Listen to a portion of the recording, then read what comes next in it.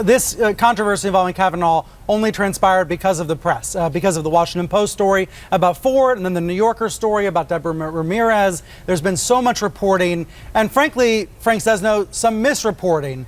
Do you think the press is coming out of this looking weaker because many people feel that the press chose a side through this?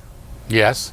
Certainly that's the way it's going to look to Trump supporters and to people who've been questioning the media's bias and their ability to report straight for a long time. And we know where the public trust numbers are for the press generally, and it's somewhere down below the basement.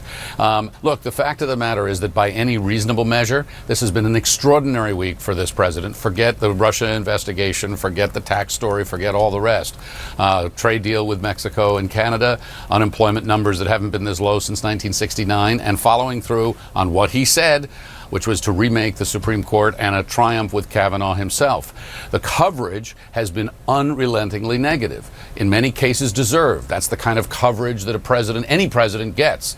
But what the public and what the White House come away from this with is, some fair territory to wag their fingers and say, I told you so. Even Joe Scarborough goes on the air and says the mainstream media were unfair toward the president. So there's going to be some very serious thinking now. And as the country is, as you pointed out, as divided, more divided than it's ever been coming out of this Kavanaugh thing around this stuff, I think the challenge grows even greater for the media to figure out where it's going and how it's going to try to find some balance in all of this. Here's something that Sarah Fagan said on MSNBC the other day. She said that 20 years ago, some of these allegations, like the Ramirez story in the New Yorker, wouldn't have even been published. Here's what she said.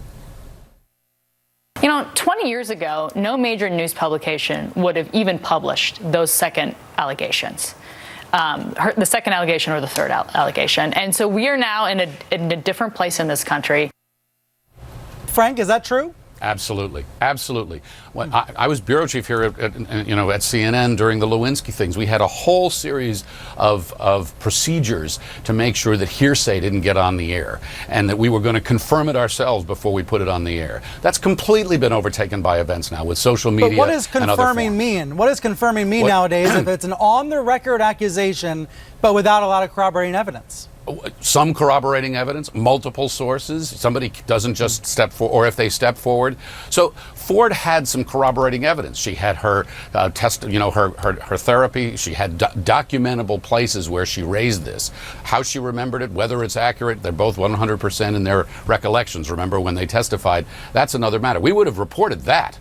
But some of these other things, I agree, we would not have reported in the old days. Yeah, let me take through some of the other examples. We mentioned the New Yorker story. That's the Ramirez story. Ronan Farrow and Jane Mayer interviewed her on the record. But some people said, hey, the New Yorker shouldn't have published the story because there wasn't enough supporting evidence. Then there was that New York Times report about a bar fight in 1985. It was co-written by magazine staff writer Emily Bazelon, even though she opposed Kavanaugh in her capacity as a Yale Law School fellow. So the Times came out and said, look, we stand by the story, but we should not have sent her there to report on it. Even though it was convenient because she was in New Haven, Connecticut, she got the court filings. We shouldn't have had her name on the story. So that was another controversy. And then MSNBC snagged an interview with Julie Swetnick. That's the Kavanaugh accuser who was represented by Michael Avenatti.